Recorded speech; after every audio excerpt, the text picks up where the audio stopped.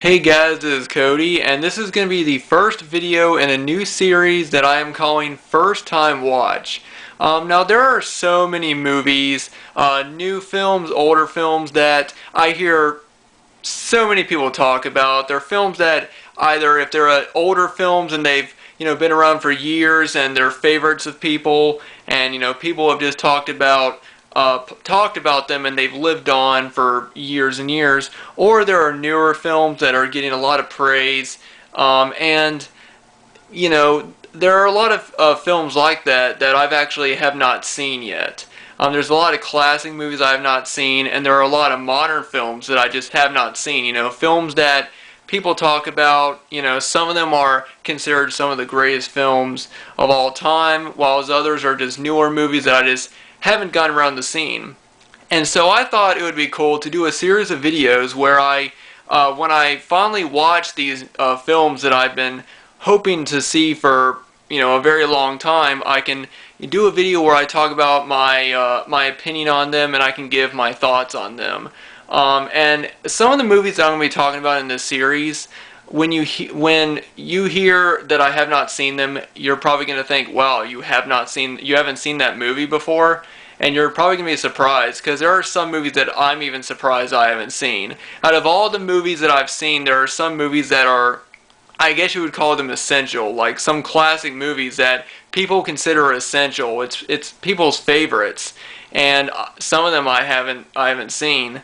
So I'm going to go ahead and start this series off with a classic comedy film. If you guys saw my last video, the name tag video, you guys saw me show this movie off.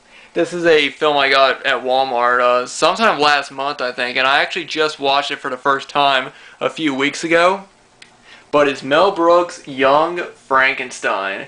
And this is one movie that I've heard so much about for years. I remember seeing it on DVD at Walmart, and at the bottom of the case it said the funniest film of all time. And of course I didn't really believe that, because there's so many movies that claim to be like, oh, this is the funniest, or like The Exorcist is considered the scariest movie of all time. It's kind of hard to believe, but at the same time, when it comes to like The Exorcist, I kind of understand, because I can't really think of any other horror film that's had an impact like that one has. But I've heard so many great things about this film. This is also the first Mel Brooks movie that I've seen, and I must say I really, really enjoyed this movie. What I want to do in this series is I'm not going to talk about the plot of the film. What I want to do is I want to talk more about my opinion on it and what I thought of the movie as a whole. Now, I honestly thought that this was a really, really great spoof. From the point the movie began, I already knew I was going to enjoy this movie. And there are only a few movies that do that. It takes a lot for me to automatically think, okay, I'm really going to like this movie within the first 5 or 10 minutes of watching it. And this one did that. The opening scene of the castle at the beginning, it's black and white. It already gives you the classic horror feeling. And that's what I think a spoof should do. I think that if, they're trying to spoof or make fun of, a horror movie, or if they're trying to make fun of something, I think it should also be considered a tribute. And that's what I think Young Frankenstein is considered a tribute to, the classic Frankenstein story, while at the same time they're trying to also have some goofy, funny moments that you can laugh at. And I think that that's what a good spoof should do. I think that's also why a lot of people like the first two Scary Movie films, is because they were more like, they had good tributes to the classic films, but at the same time, they were all completely outrageous and crazy. No, I'm not comparing Young Frankenstein with Scary Movie, because Young Frankenstein is completely different comedy.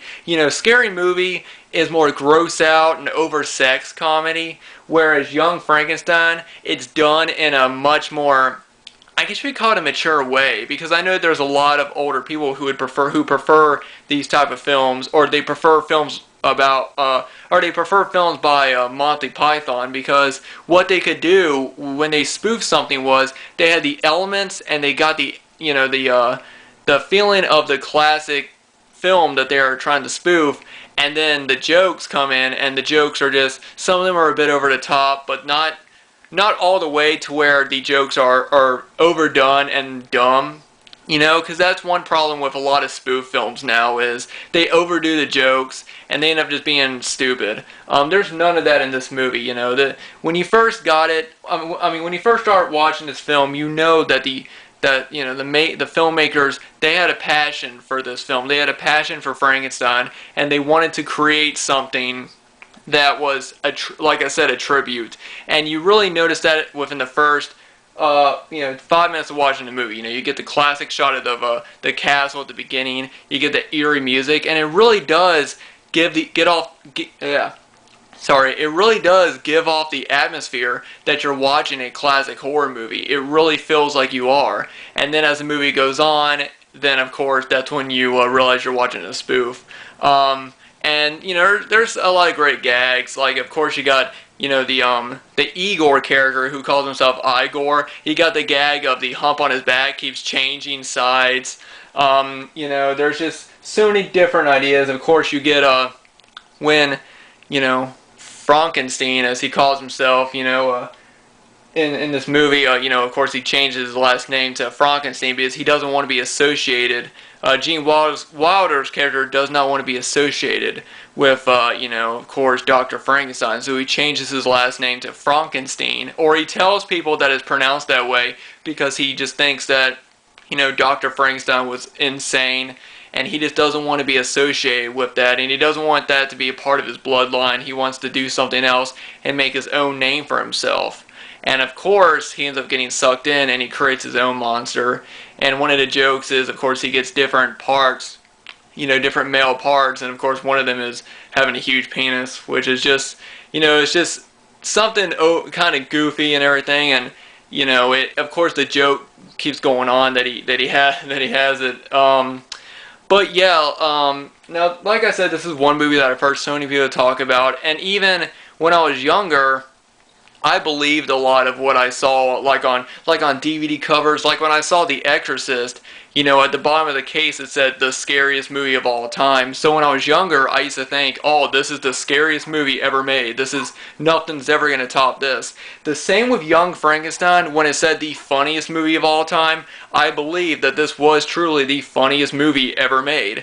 And now that I'm older and I understand, you know, that they sometimes put those blurbs on just to sell the movie, I still appreciate the film. It didn't make me laugh out loud a lot, but I did think that some of the jokes were generally funny. They weren't over the top at all. They were done in, like I said, a way that gave tribute to the original story. It wasn't, you know, there wasn't any gross or jokes like that. There wasn't anything. There was more mature jokes, I guess, is what I would say. You know, even though the jokes are, you know, like I said, the monster had like a big penis, and the hump on Igor's back kept changing, you know, from one side to another. So they're silly jokes, but they're not like over the done and over the top to where it becomes silly or stupid. Like this is, in my opinion, Young Frankenstein is what a spoof should be. You know, it should be a tribute to the classic film. It should have a lot of elements of the original story, but, you know, done in sort of in a way that's a bit over the top, but not overdoing it. And that's what I think Young Frankenstein does well. And I must say, I'm surprised I never watched the movie before. I don't know why. One thing I keep asking myself, when I watch movies for the first time that I've heard so many other people talk about, like classic movies, I always think, wow, how come I never sat down and watched it? And I know that there's probably going to be some people who watch this video and think, wow, you've never seen Young Frankenstein? Trust me, when I do more of these videos, you guys are going to keep asking that, wow, you never saw that movie? I know.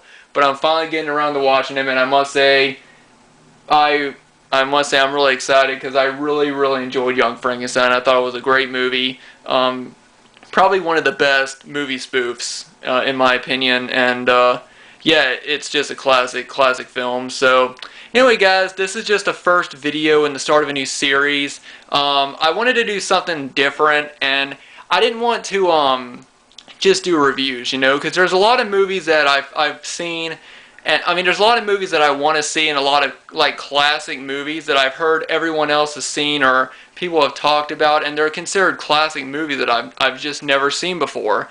And I wanted to talk about them and give my first impression on them, and I didn't want to just do reviews, because I mean, if you go online, you can see tons of reviews for films like this. So instead, I thought I would create a series of videos where I give my first impression on the films, and I give my my thoughts on them, and if I enjoy them or not, and yeah, I plan on doing a lot more of these. So anyway, guys, thanks for watching. Let me know down below what you think about Young Frankenstein. Do you think it's a classic spoof, as I think it is? And let me know. Just let me know what you thought about the video in general. Let me know what you thought about my thoughts on the film. Anyway, guys, thanks everyone for watching. Thanks to everybody for subscribing. As you guys saw, I never showed off this Blu-ray before of Young Frankenstein, except for in my last video, and I just thought I'd bring this up. A little while ago, I was talking, well, it wasn't a little while ago, I think it was like last month, I was saying that I didn't know if I was going to do a Blu-ray update for this month. I was thinking I didn't know if I was going to either do it this month or wait until next month, because next month's my birthday, and I'm going to have so much more stuff to show off. So that's why I never showed off Young Frankenstein until now. But I actually do think I will be doing an update for this month. I don't have a whole lot to show off, but I didn't want to not do an update this month and then have you guys have to wait, because my birthday is on the 26th of August, so I might not be doing another update until after my birthday. So I do think I will be doing a new update soon. I might wait a couple weeks just to see if I get anything else. But I do have some cool things to show off, so, But anyway, guys, I've rambled on in this video too much. Anyway, thanks everyone for watching. Thanks for subscribing. Good things are happening for me.